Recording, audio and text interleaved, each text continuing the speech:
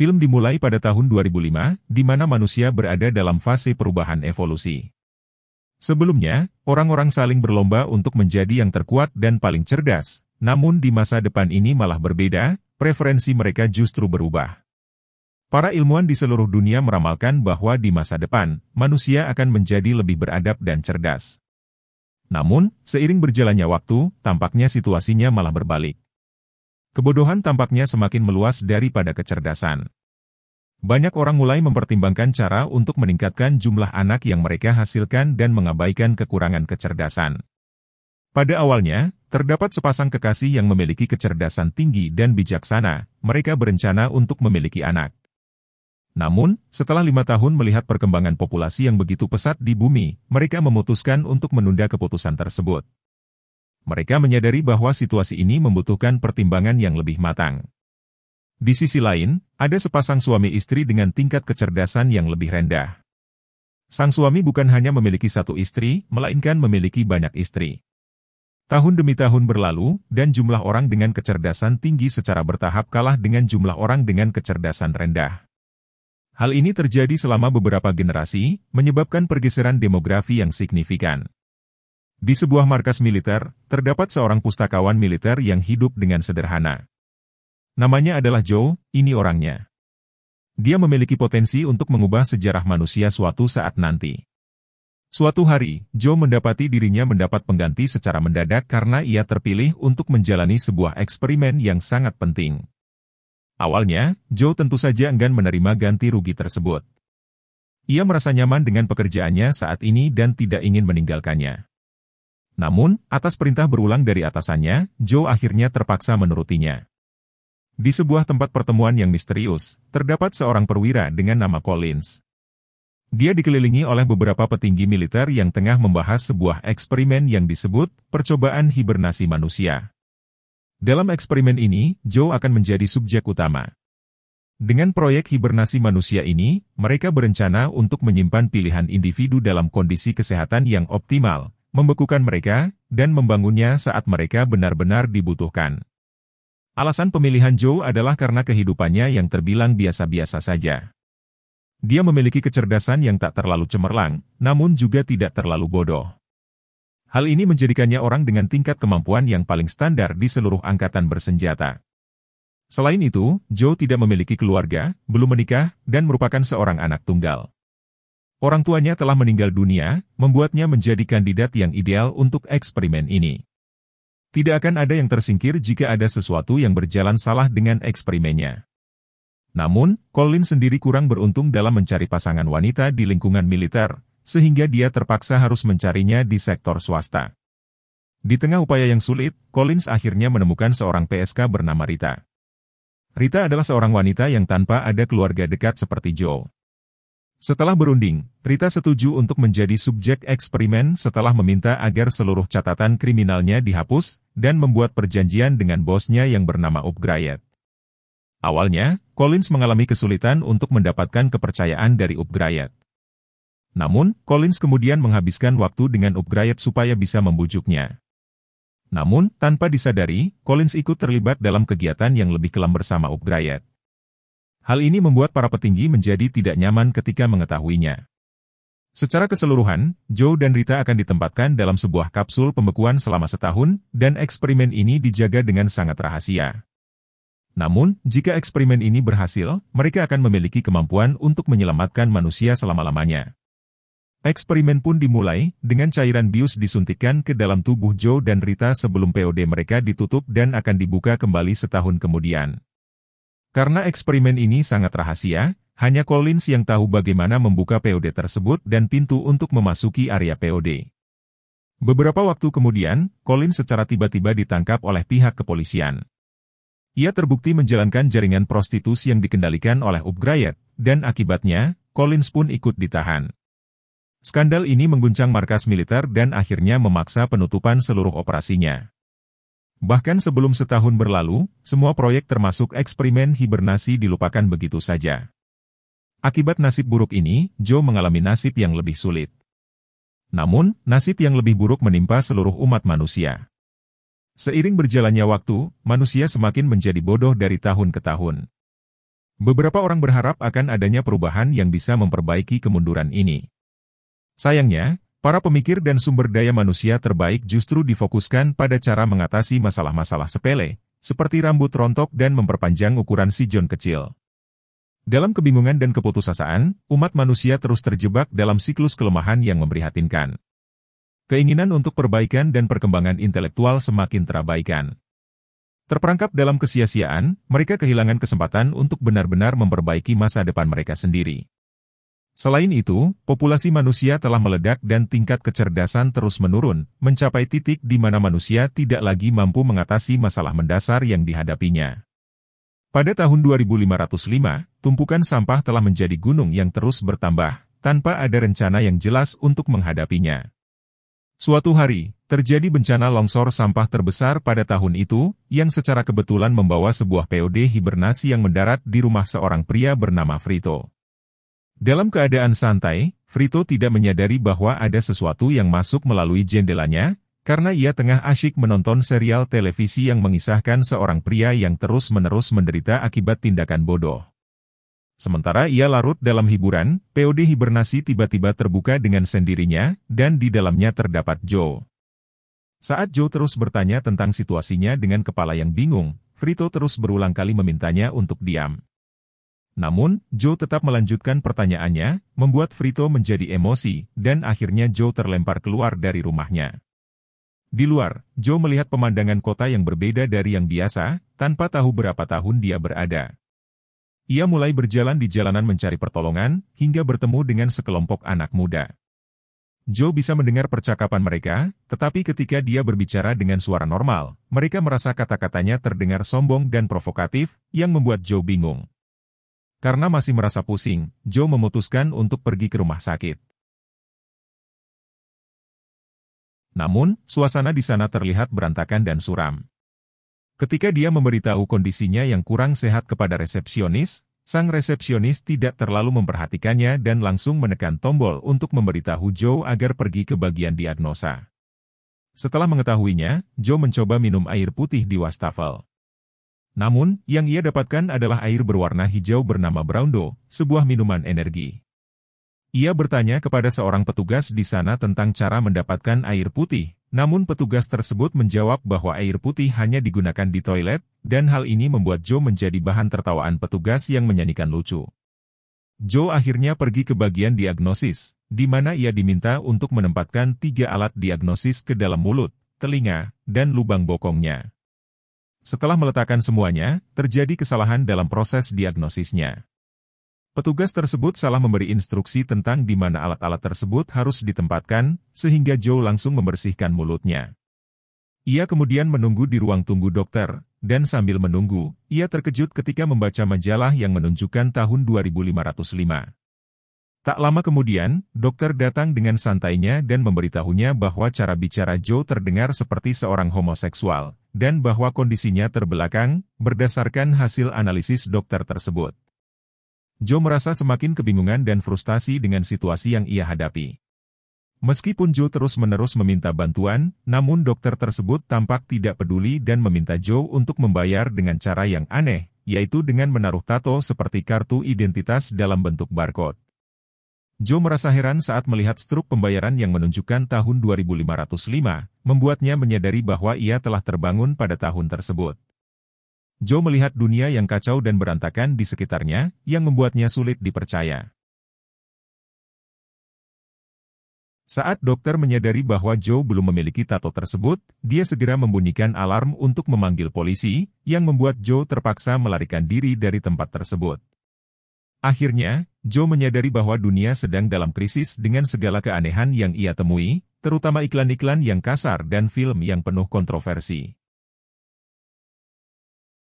Film yang sedang populer berjudul Pingue, dan menampilkan Pingue selama 90 menit, yang membuat semua orang tertawa tanpa henti.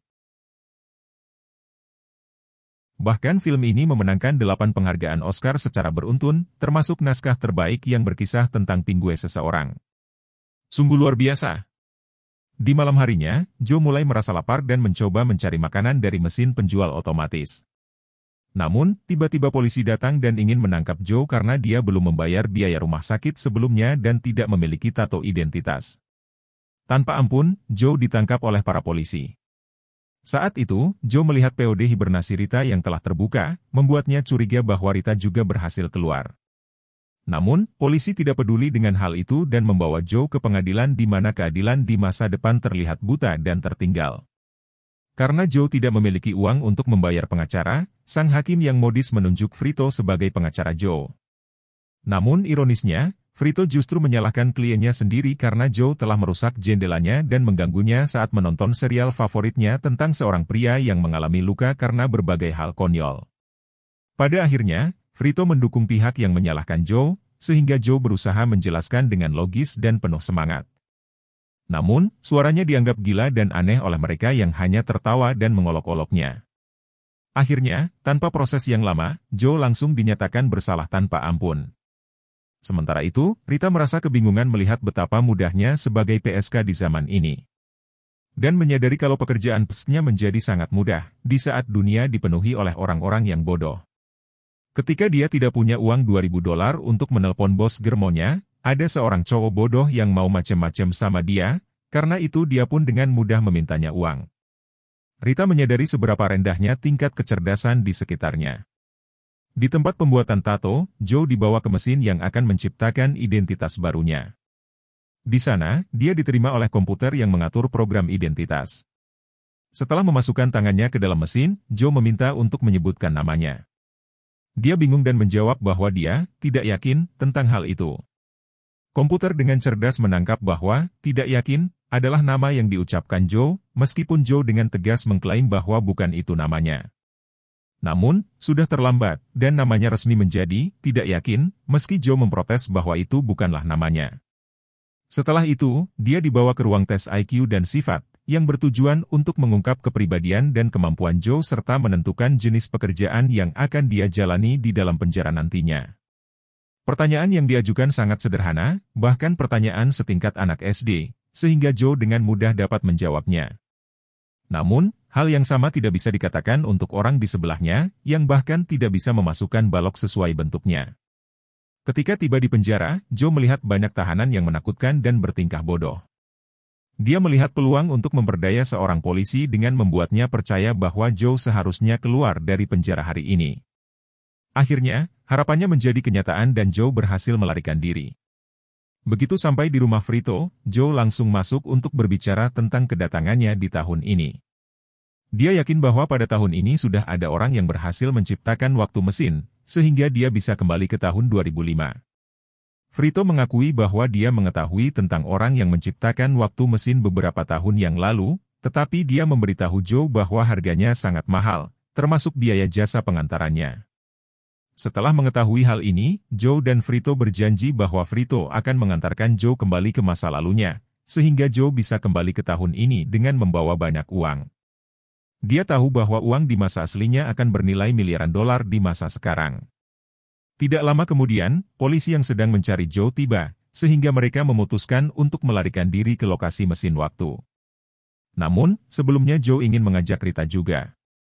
Setelah Joe menemukan Rita dari area POD hibernasinya, mereka melanjutkan pelarian mereka dari polisi, sambil Joe menceritakan apa yang telah terjadi pada mereka berdua. Ketika Joe terus meyakinkan Rita yang bingung dengan situasi dan kondisinya, mobil mereka tanpa sengaja melewati sebuah alat pemindai tato otomatis.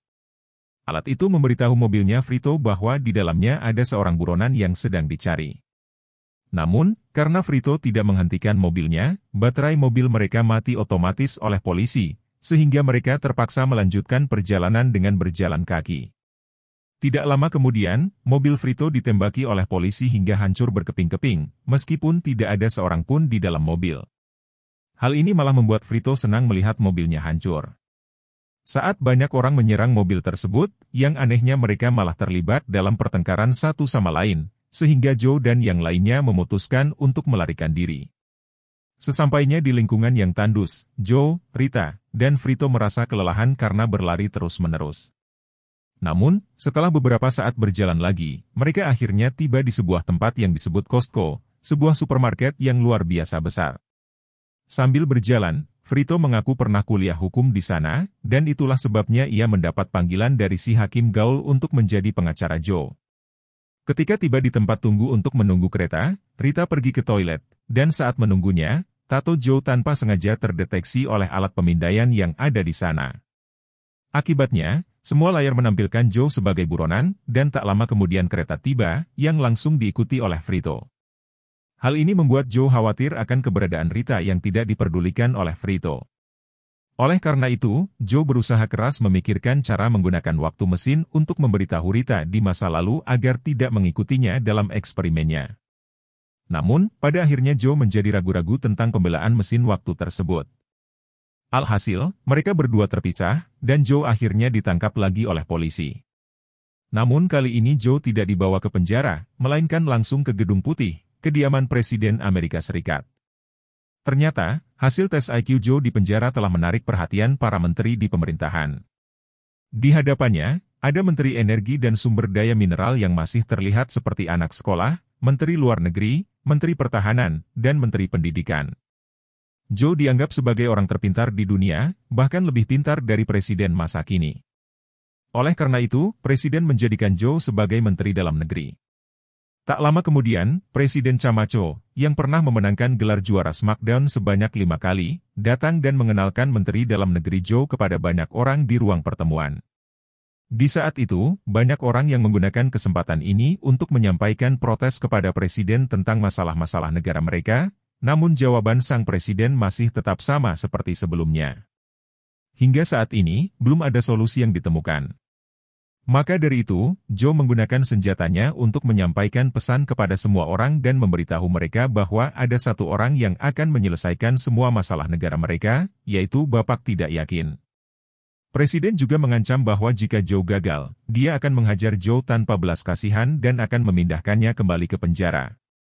Setelah tiba di kantor bersama para menteri lainnya, Joe merasa ragu dan tidak bisa mengatakan apa-apa. Namun, sebagai seorang menteri, ia memiliki kekuasaan untuk memanggil siapapun yang diinginkannya. Joe memanggil Frito dan meminta dia menggambarkan peta lokasi mesin waktu. Kemudian, Joe mengajak para menteri untuk melihat masalah tanaman mereka dan meminta mereka membawa seorang wanita bernama Rita. Namun, karena pikiran para menteri sudah tidak beres, mereka mengira bahwa Joe ingin melakukan hal yang tidak pantas dengan Rita, yang kemudian dijawab oleh Joe dengan cuek.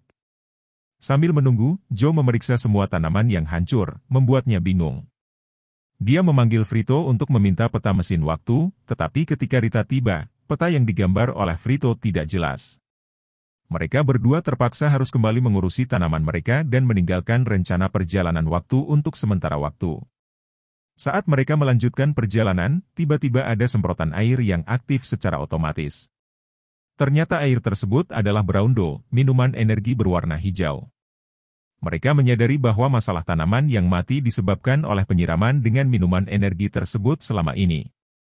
Pada tahun 2330, negara mengalami krisis keuangan, dan perusahaan swasta Brawndo membeli Badan Pengawas Obat dan Makanan Amerika Serikat serta Komisi Penyiarannya, sehingga Brawndo sekarang menjadi minuman utama bagi semua kalangan masyarakat.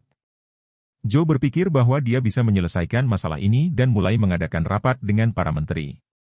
Saat dia menyampaikan bahwa mereka membutuhkan air biasa, para menteri menjadi heran mengapa mereka harus menggunakan air biasa yang biasanya digunakan untuk toilet, sementara mereka sudah terbiasa dengan Brawndo sejak dulu.